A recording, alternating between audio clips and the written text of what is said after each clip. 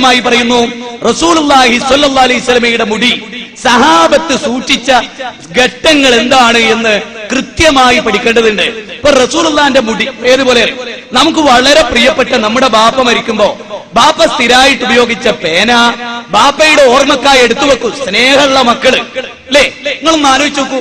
ബാപ്പട്ട ജുബ്ബ, ഇനി ബാപ്പാന്റെ വല്ല മുടി എവിടെയും കൊഞ്ഞിടും. അതെന്തിനാ ആരാധിക്കാനാ? അതിന് പുണ്യം ഉണ്ടെന്ന് വിചാരിക്കാനാ? അല്ലെങ്കിൽ അതിൽ നിന്ന് എന്തെങ്കിലും കിട്ടുമെന്ന് വിചാരിക്കാനാ? അല്ല, സ്നേഹമുള്ളവരൊക്കെ ചെയ്യണം. അതേ അവസരത്തിൽ അല്ലാഹു സുബ്ഹാനഹു വ തആല അവർക്ക് നൽകിയിട്ടുള്ള എല്ലാ കഴിവുകളെയും നമ്മൾ അംഗീകരിക്കുകയാണ്. മുഹമ്മദുൻ സല്ലല്ലാഹു അലൈഹി വസല്ലം ഹജ്ജത്തുൽ വദാഇൽ വെച്ച് മുടി വടിച്ചപ്പോ സഹാബത്തിന് മുടി വിതരണം ചെയ്തിട്ടുണ്ട്. അതാരും നിഷേധിക്കാൻ പോയിട്ടില്ലല്ലോ. റസൂൽ വിതരണം ചെയ്ത മുടിയിൽ ബറക്കത്തുണ്ട്.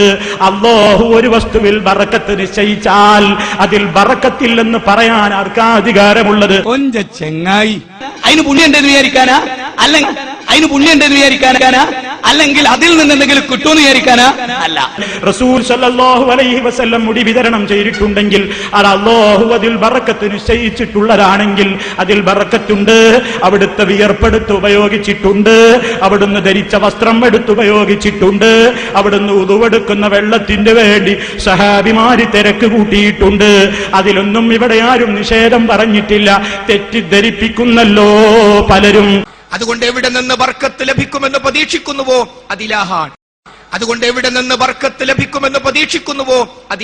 ഒന്റെ ചെങ്ങായി, മന്ദബുദ്ധിന്റെ താഴത്ത് 25 വരട്ട ചിലപ്പോ ഭാര പ്രതിഷേധിക്കും. നബിയുടെ മുടിക്ക് മാറ്റമുണ്ട്. സഹാബികൾ ആ മുടി കൊണ്ട് ബർക്കത്തെടുത്തിട്ടുണ്ട്. മുജാഹിദുകൾ അതിനെ നിഷേധിച്ചിട്ടില്ല. അതിന് പുണ്യം ഉണ്ടെന്ന് വിചാരിക്കാനാ? അല്ലെങ്കിൽ അതിൽ നിന്ന് എന്തെങ്കിലും കിട്ടുമെന്ന് വിചാരിക്കാനാ? അല്ല. മന്ദബുദ്ധിന്റെ താഴത്ത് 25 വരട്ട ചിലപ്പോ ഭാര പ്രതിഷേധിക്കും.